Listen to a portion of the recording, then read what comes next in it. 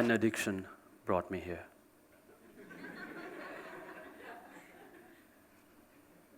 An addiction to hours gazing at images and videos which stimulate unhealthy desires, both in the body and the brain, brought me here to Secunderabad, to TEDx.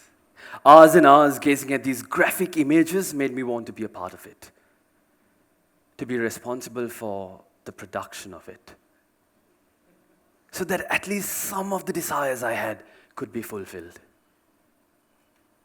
The industry which it belongs to, many say it's the first in the world.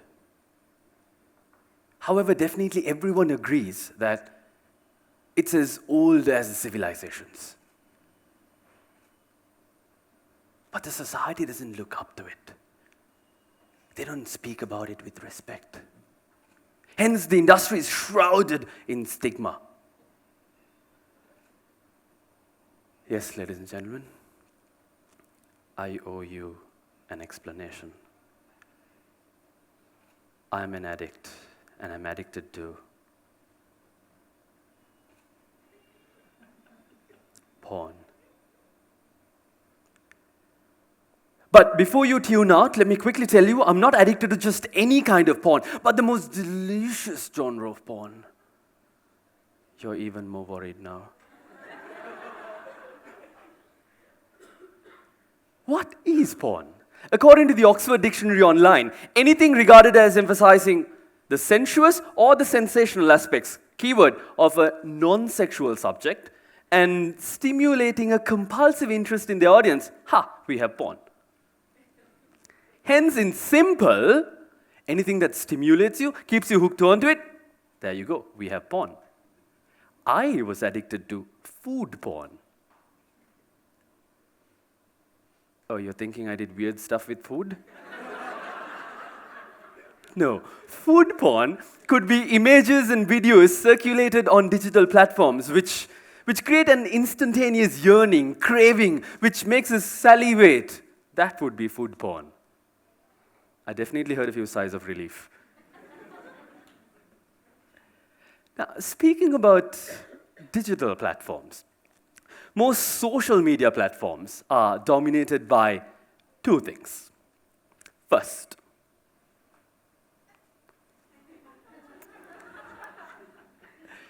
selfies in bathrooms and food on tables. So what is my conclusion? People today are keen to leave a digital footprint of all the food that enters the digestive system and all the clothes they wear to go and complete the digestive process.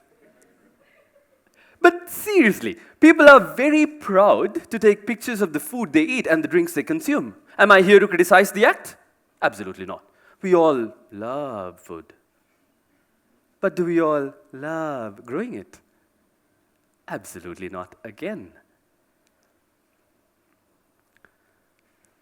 Let me tell you a contradicting story, though. Over 80 million people have played once the coveted game of cyberspace, Farmville. Now, Farmville is a very simple game and a time-consuming game.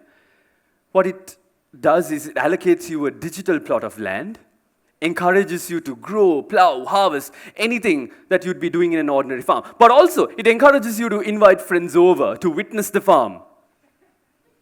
And also maybe get their help to attend the mundane work. We all have received a Farmville request at some point of our lives? Yes. More than once? Yes. And then we blocked it? Yes. I'm not here, despite of my title, to speak to you about what I learned growing laptop crops. Instead, my own version of Farmville. So, I am a full-time farmer and a part-time lecturer, consultant, several other things. 2 years ago, I quit my full-time job in the media to start a company of my own. The desire I had for food and also the fact that I didn't have too much of time at the beginning, made me want to grow something, grow anything. However, I don't come from a family which boasts of owning acres of land, hence had to resort to a very generous lease offer made by a father of a friend. I was looking for bare land, he offered me paddy land. Did I go for it? Absolutely yes. Hence, I decided to literally get in mud. So, what I've learned through my muddy versions, the offline versions of Farmville, I thought we as South Asians may find just some of them relevant. Just some of them relevant. So, most of South Asian economies are still dominated by the agricultural sector. And South Asia is fighting a very strong battle today to be relevant in the service sector because the world is dominating and is proceeding really fast and headed towards service-driven economies. And I think South Asia should fight this valiant battle. But what happened to our roots? The roots which fed our civilizations, roots which bound families together, roots which helped us weather the storms of time. Not only have we uprooted them, we are laughing at the ones who are replanting them.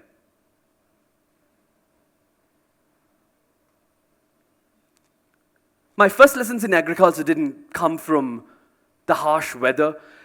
It didn't come from the stubborn weeds. Instead, it came from the society. When I initially got into the paddy field, I was laughed at. I became a popular joke. Some looked at me with sympathy. My aunties, "Ayyo, what happened to this boy?" They thought I'd lost it. And then there were others who thought I was going through a midlife crisis. I haven't reached the midlife, hello. But the best one of them all, a few friends just slowly walk over and be like, "Are you planning to enter politics?" Because in our part of the world, anyone who abruptly gets into a paddy field, next day is seen contesting an election. So I can't actually blame them. I had a difficult time trying to convince people that I was not in it for something else, that I was in it because I actually had a passion towards it. And toiling the land is similar. The sun bakes you, rain drenches you, mud swallows your feet, and every step thereafter is tiring. And then there's the mammoth. So you're aiming here, it lands there. Extremely disobedient, the mammoth is. Hands swell, body aches, complaints are plenty, but with time, everything eases. So, lesson number 1, perseverance and not initial adventure draws conviction. That's my lesson number 1. So, I was working in the paddy field for a couple of days, and then I was really excited at the beginning, but a couple of weeks after, I was tired. Every part of my body which shouldn't make a noise was making one. I was ready to quit. But I couldn't quit now, could I? I just spoke about perseverance. So I just continued. And something amazing happened. After a few weeks, I'm feeling a little bit light on my feet. And I'm a bit agile than I used to be. My early morning workouts, that had kicked in, and I had lost a few pounds. But that was not the most obvious change. That was not the most visible change. But beautiful green sprouts had begun to emerge from the mud. And with that, new hope was born. The farmer in me was born. That motivated me to take up a few other crops. I started with paddy, then moved on to pineapple, and then also on to pepper. So you're looking at this wondering, why is everything starting with P? Are you planning to grow potatoes hereafter?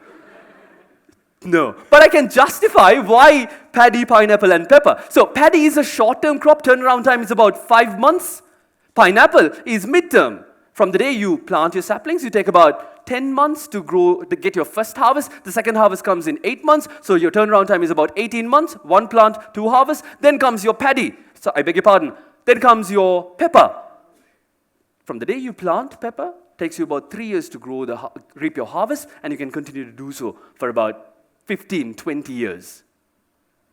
Short, mid, long term they may be, but they all have one similarity. they grow agonizingly slow. I really do. But in the digitally fed world, we switch from one website to another because the first one loads slower. The billions of websites, trillions of web pages, they are diminishing our attention span. And we are running fast, faster than ever before. But we are not running with our legs, instead with our fingers. I too was once a victim of this. But the crops, they've got attitude. They taught me a few lessons. So I walk up to the crop and I'm like, I give you fertilizer, I give you water, fantastic weather. Why are you growing slow? Why are you so tiny? But the crops, man, they've got attitude. They look at me and they're like, excuse me, I grow when I want to grow, not when you want me to grow. What could I do? To uproot them, stretch them, get them to work out? I decided to slow down. And when I did, that's when I realized the little things, the slow things, the beautiful things of life, like the magic worked by the caterpillars on the soil, how the trees respond to the early morning sun, the beautiful sound water makes when flowing downstream. Fast is exciting. However, we miss out on the little things, beautiful things, and that is why even slow motion was created. So lesson number 2, when growing, best is to grow slow. So I've been harvesting 2 crops. I so far have harvested paddy and pineapple, and when I visit my family, friends now, I take unusual gifts. Mostly rice, sometimes pineapple. It's a good feeling to be able to give them something that you've grown. And to eat the food that you've grown, that the happiness is second to none. And when you know how difficult it is to grow, you start to appreciate it. You realize that breakfast, lunch, dinner, they didn't come from the restaurants. But there's a larger process behind it. And you suddenly think, oh, I should definitely thank the waiter, but I also need to thank a farmer. So what am I asking you to do? Rid your corporate wear, get out of the air-conditioned rooms, put some sunscreen also, and join me in the paddy field? Absolutely not. Instead, how about just growing one plant of chili? Just one vegetable. Any fruit that grows in your apartment. Teach the children how to water a plant. The importance of sunlight and water for it to grow. Instead of merely taking pictures of the food that you eat, how about capturing the growth of a plant that you're responsible for?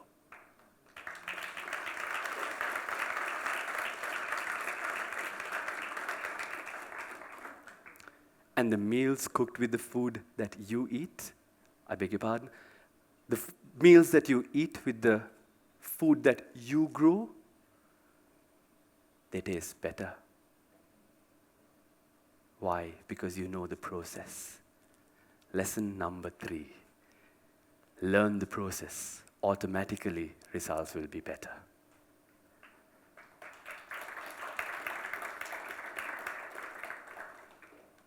It's interesting that you clapped. I'm waiting to see if you're going to clap for the next one too. By 2050, the United Nations Food Agency says the world will be faced with unprecedented food crisis. The BBC says man will have to grow more food than we have ever before in the past 10,000 years. And something has to be done immediately, today, by you and I. And that has to start right now.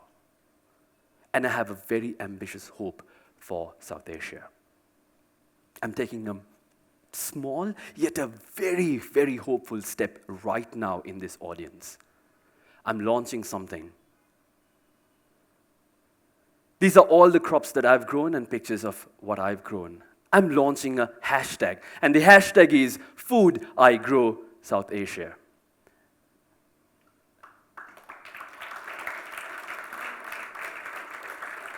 And when I am back in my tiny yet beautiful island of Sri Lanka, I intend, oh, by the way, there's not a single tweet, Instagram, nothing of that sort on this hashtag yet.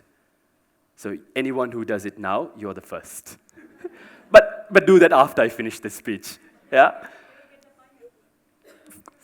I might give them the pineapples, yes. When I go back, I intend to launch this. My challenge is to get 1,000 new people to grow just one crop. Just one.